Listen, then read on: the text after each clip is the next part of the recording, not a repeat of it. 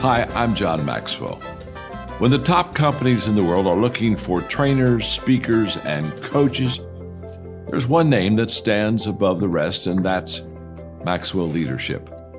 Our certified team members have gotten proven results for companies all over the globe, and our reputation, I'm proud to say, is second to none.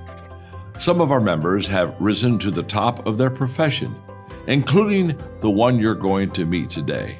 I proudly introduce you to my friend Bob Fabian Zinka. Welcome to the Leadership and Success Podcast with your host, Coach BZ. If you need to develop into a better leader, this podcast is for you. If you want to achieve a greater level of success, this podcast is for you. His mentor, Dr. John C. Maxwell, said it best: everything rises and falls on leadership.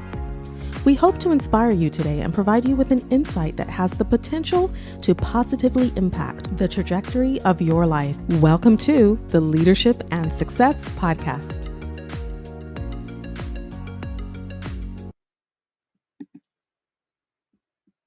What if your next keynote speaker could bridge the worlds of national defense, Silicon Valley innovation, and global leadership?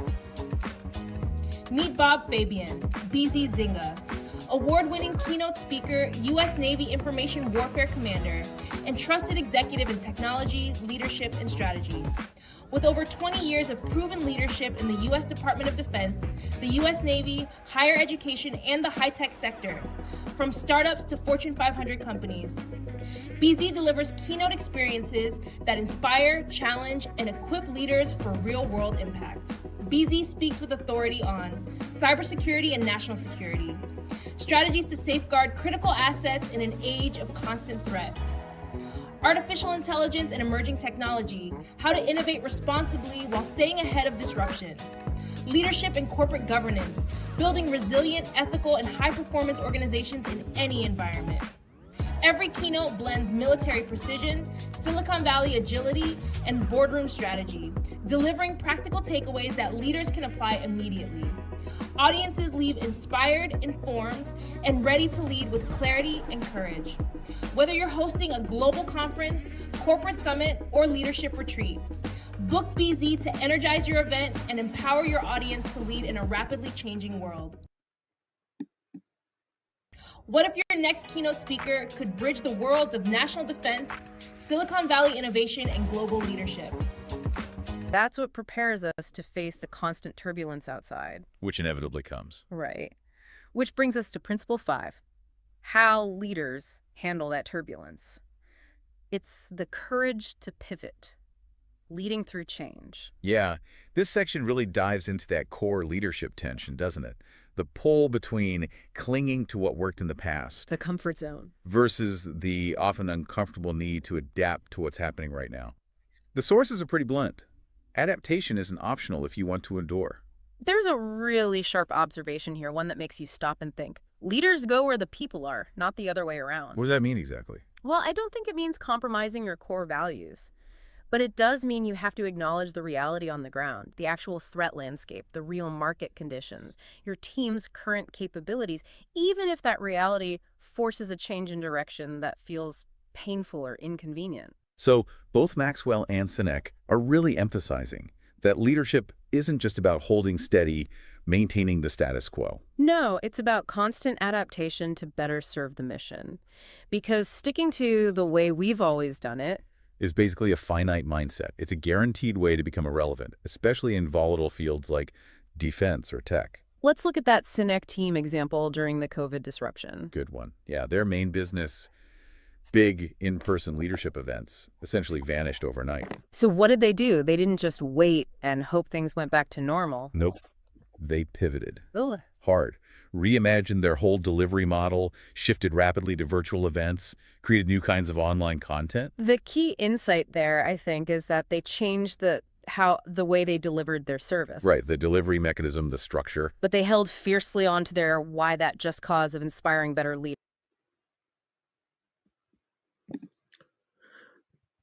Hey everyone, this is Coach BZ. Thank you so much for joining me today. Today is October the 22nd. It's about 7 a.m. here in California. And we're going to be talking about a very important subject today. So I'm going to give you a 10-minute recap of the podcast I had a few weeks ago about America's aspirational creed, leadership lesson from the Declaration of Independence. Let me share my screen. This is based on the article I wrote, America's Aspirational Creed. And one of the quote I want to read to you from General Stephen Michael. It really speaks to me. It says, "Greatest on the planet, no other nation like it. It all starts with that Constitution of ours, written not because of where we were, but where we aspire to be." That is so powerful. So I believe that history isn't just about the past, but it's a masterclass in leadership, right? From the courage of 1776 to the challenge of today, the Declaration of Independence stands as one of the world's greatest leadership manifestos. It offers our forefathers, and they risk everything to proclaim that all men are created equal. But of course, back then that wasn't true for every man. Blacks weren't included, women were not included, indigenous Native American were not included. And the thing for me is America is really a dream, and I believe the best nation on the planet, because one thing that we do here is with time, we make that statement true for each and every citizen. And that is very, very powerful. That's part of the reason why I wanted to become an American and why I'm proud to be an American, why I'm so proud to wear our nation's uniform. America is really a dream worth fighting for. So today, I'm going to have my AI agent, Joe and Beth, kind of give you a 10 minutes summary of the original hour long live episode. This is perfect for busy professional who want deep insight in less time. So, but before we do, let's do our moment of gratitude. That's our custom on the show. We want to be thankful. Every single day we meet, and this podcast is now broadcast daily, and part of the reason why I do this is because my fellow veteran in the military, about 21, 22 veteran, die of suicide every single day. It's an epidemic. And I think it's impossible to be suicidal and be grateful at the very same time. So if you would please join me, you can close your eyes if you want and put yourself in your happy place. Maybe take a deep breath and think about one thing you are grateful for today.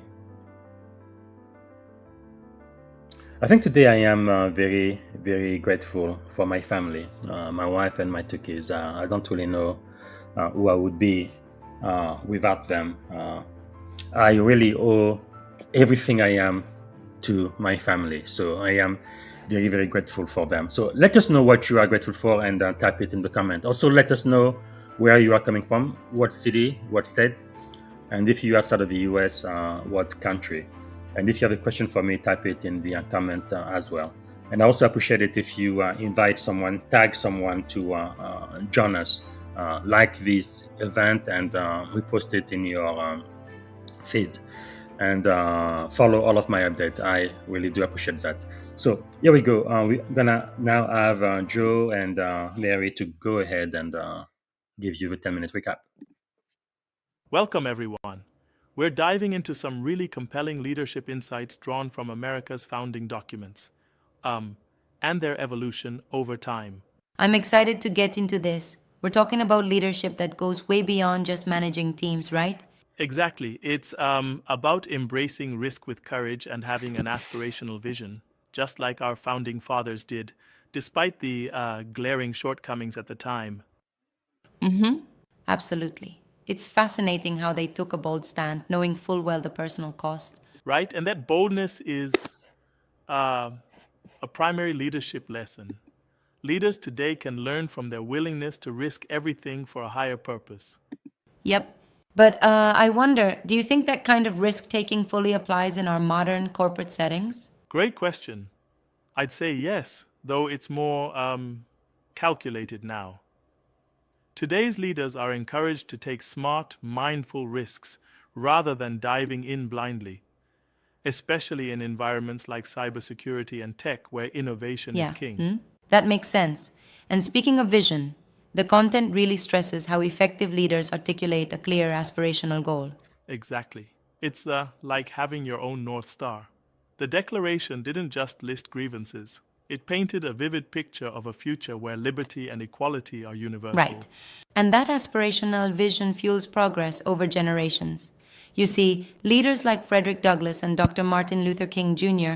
tapped into that very idea, urging America to live up to its promises. Absolutely, and that's a tremendous point.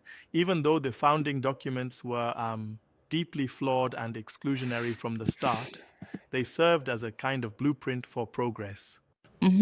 So it's like the documents set an ideal that we're continuously striving to achieve, even if we haven't reached it yet. Exactly. And this ongoing striving is the essence of hope and resilience in leadership. It tells us to acknowledge faults while pushing forward for a better, more inclusive future. Yep. I appreciate that perspective, but isn't it a bit overly optimistic to rely on hope as a leadership strategy in challenging times? That's a fair challenge, but hope isn't naive. It's a foundation for perseverance.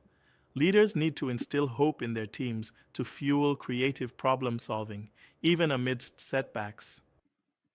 I see. I can get behind that. And another clear lesson from this discussion is about rallying diverse stakeholders, a coalition building strategy. Exactly. Take Jefferson, Adams, and Franklin, who united 13 diverse colonies with very different interests. That's as relevant today as it was then, building bridges between differing viewpoints to work towards a common goal. Right. It reminds me a bit of modern boardrooms where you need to align varied opinions to drive meaningful change. Absolutely. Collaboration is key. And think about how different leaders from the civil rights movement, for example, harnessed that same spirit to enact lasting reforms. Exactly. And then there's the importance of staying anchored in core principles like liberty, justice, and equality. That theme runs so deep in the founding creeds, doesn't it? Yes, it does. And it's crucial. Leaders must define their non negotiables and then act decisively when those principles are challenged. I mean, hey, if you're not willing to stand up for your values, then you're missing the essence of true leadership. Yeah, I totally agree. And it's interesting how the content even weaves biblical verses into the discussion, emphasizing that courage and vision are timeless values. True. The biblical insights like be strong and courageous remind us that leadership isn't about ease. It's about stepping into uncertainty with conviction. Exactly. It's all interconnected courage, vision, and the willingness to sacrifice for a greater good. How do you see sacrifice factoring into modern leadership? Sacrifice is perhaps the hardest part. Historically, we see leaders like Crispus Attucks and countless unsung heroes who, even when denied rights, fought for freedom. Modern leaders, whether in the military or in cybersecurity, understand that sometimes your personal comfort or reputation must come second to the collective mission. Yep, absolutely. And that kind of sacrifice, putting the greater good first, instills a deep sense of responsibility throughout an organization. Exactly, which brings us neatly to the final major lesson, the commitment to continuous progress toward inclusion. It's about acknowledging past limitations and actively working to include everyone. Totally. And that's something even our founding documents didn't fully get right at the start, but they left room for evolution. Right, you are. The evolution from exclusion to inclusion, whether regarding race, gender, or heritage, is a sign of true leadership, one that adapts and grows. Yes, indeed. I find it quite inspiring that leadership, as portrayed here, is seen as a living, evolving practice rather than a static set of rules. Exactly. And it's also a personal call to all leaders out there to not just pass on an inheritance of freedom, but to actively shape a future that is safer, freer, and more Absolutely. just. Now, when I think of these lessons, I get this image of a leader drafting a vision statement, then rallying a coalition of diverse voices, and finally, gently pushing boundaries while staying true to their values. Yes, it's like painting a future one bold brushstroke at a time, each stroke representing courage, determination, and a commitment to continuous improvement. I really like that analogy. And I'd add that it's not just about grand gestures, it's also about making those everyday decisions that reinforce the founding ideals in our modern context. Right, exactly. Every decision, every conversation, every policy that makes inclusion a priority is a step toward fulfilling that aspirational creed. Right on. But I have to respectfully challenge one point. Sometimes, in striving for inclusiveness, there can be a tendency to dilute core principles. Do you think these two can ever conflict? That's a thoughtful critique. While there might be tension in certain scenarios, true leadership finds a balance. Core principles like justice shouldn't be compromised, but rather reinterpreted to include everyone. It's not about dilution, it's about expansion of the original promise. That makes sense. I can agree with that perspective. It's more evolution than compromise. Exactly, it's a continuous journey rather than a final destination. Leaders must keep asking, how can we better live up to these ideals? And that question is as important today as it was in 1776. Right, so for every listener out there, which leadership lesson, courage, vision, unity, principle, hope, sacrifice, or inclusion resonates most with you in your own journey? Yeah, that's the real call to action. Absolutely. It's a reminder that leadership isn't just a title, it's a commitment to constant growth and striving to make the world a little better every single day. And remember, it all starts with embracing where we are and daring to envision where we could be if we lead with courage and heart. Exactly. Well, thanks for this thoughtful discussion. It's like a masterclass in leadership drawn from history and uh, molded into our present challenges. Anytime, and to everyone listening, keep pushing forward, take those calculated risks, rally your teams, and always, always let your vision guide you. Right, keep that spirit alive. That's it for today's insight packed session. Stay bold, stay visionary, and keep embracing progress, even when it's messy. Thanks for joining us today, everyone. Until next time, keep learning, keep leading, and remember that every step you take builds toward a better future. Take care and keep that leadership flame burning strong. All right, that was the 10-minute AI recap. Thank you for watching. And again, this was based on the article I wrote about America's aspirational creed, leadership lesson from the Declaration of Independence.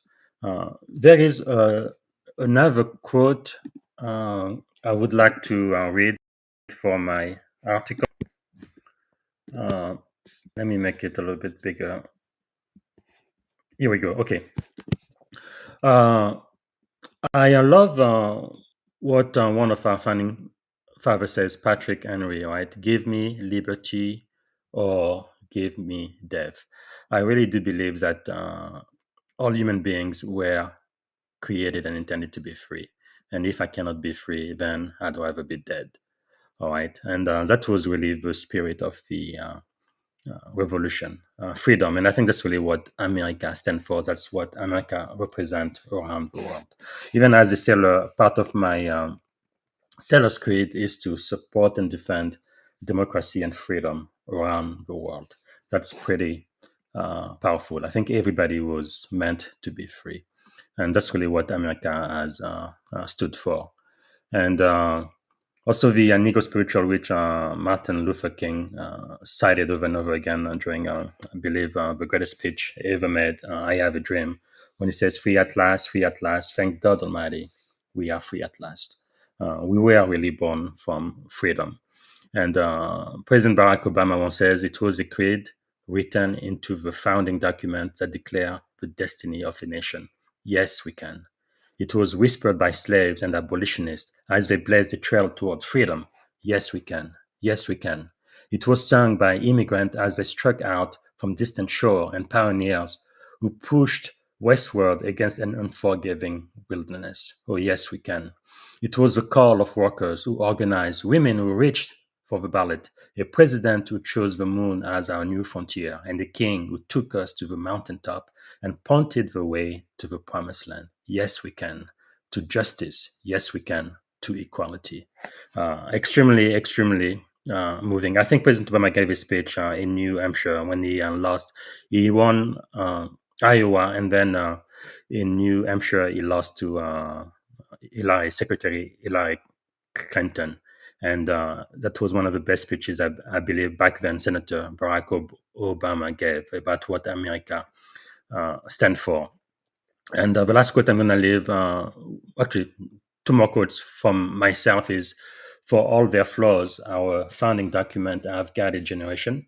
I see our founding creed not as a description of a perfect past, but as a promise, a call to realize a future where liberty and justice truly extend to every citizen. And I believe as a leader today in 2025, that is really what our job is. If you're going to lead in the military, in high tech, or whatever industry you are in, I think part of your responsibility as a citizen of this country is to make sure that we realize this future for liberty and justice for all today. And at least that's something I really take very, very seriously. And that's the type of country I want to build. That's the America I am very, very proud of, that I am willing to give my life for in service to my country in the US Navy. And the last quote I am going to leave you is something else I wrote about. I think I wrote this when I made O5, when I became a commander in the US Navy. So that's a senior rank.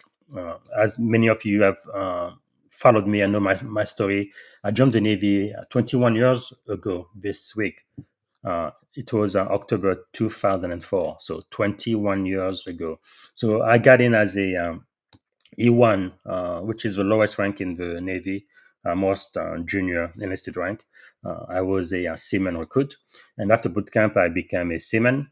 And then it took me about a year and a half, and I had an opportunity to become an officer. So I was an ensign. And then in 2021, in April, I became a commander. That really was my dream. When I went to boot camp in 2005, I made up my mind one of two things were going to happen to me in my career in the Navy. Either I would become a senior enlisted, which is chief and above, is E7, E8, or E9.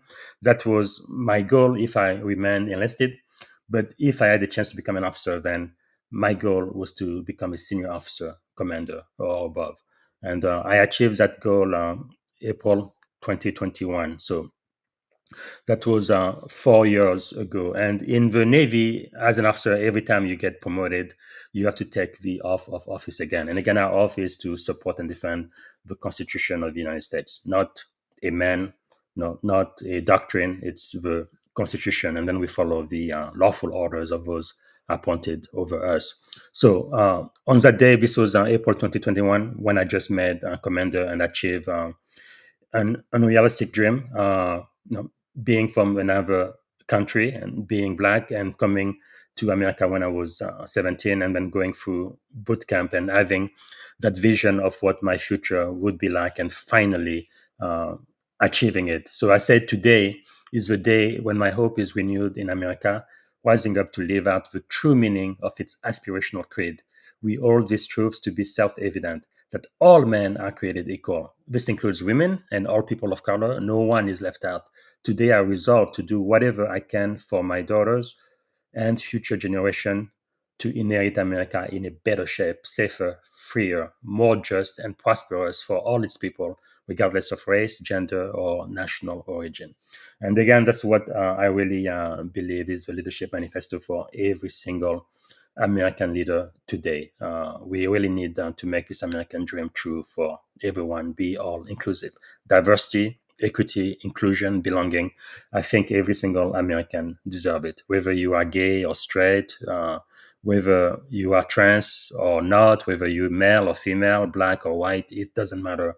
You are a US citizen, and this constitution is for you, right? Justice for all.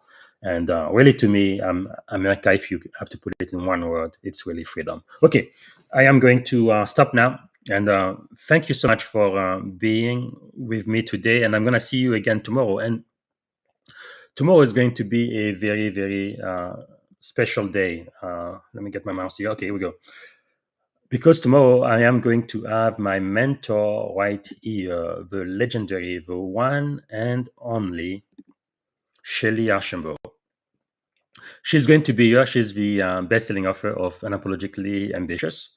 And she's going to be with us tomorrow, first day, 7 a.m. Pacific time, California. 10 a.m. Eastern Time. Fortune 500 board director, strategic advisor, former CEO, and author. She's really the first, or one of the first, Black women CEO in Silicon Valley, or a tech company. She's just amazing, and she's taught me so much. I'm so grateful to have been mentored by her, and she will be here tomorrow, and you don't want to miss it. Please RSVP and type in all of the questions you need her to answer. We're gonna dig deep into the book background, and then her leadership philosophy, what made her Shelley, and why she's so overwhelmingly successful. And not only that, but she's opening up the door now and helping a lot of people like me, helping to mentor us so we can reach our goal and kind of get to the next level. So I really do appreciate it. And before I go, I also broadcast live on Twitch, and there is a gamer there, Indoor John KPXDT9, just saying hi. I just want to acknowledge it. The people on Twitch, they don't pay too much attention to what we are talking about here, but anyway, whenever they interact with me, I just want to acknowledge it. Okay, this is it for now, and see you tomorrow with my mentor, Shelly. Bye, everybody. This is Coach Busy. Thanks for watching. Until next time, don't forget to like, comment, and share. Thank you for listening to the Leadership and Success Podcast with your host, Coach BZ. If you like what you heard, please subscribe to our channels and come back for more wisdom nuggets on how you may develop into a better leader and achieve greater levels of success. Leadership is the most critical skill. The world will always need leaders to lead others, deploy the next disruptive technology, or execute a business strategy. You may as well decide on counting yourself among the 21st century leaders. See you right here next time on the Leadership and Success Podcast with Coach BZ.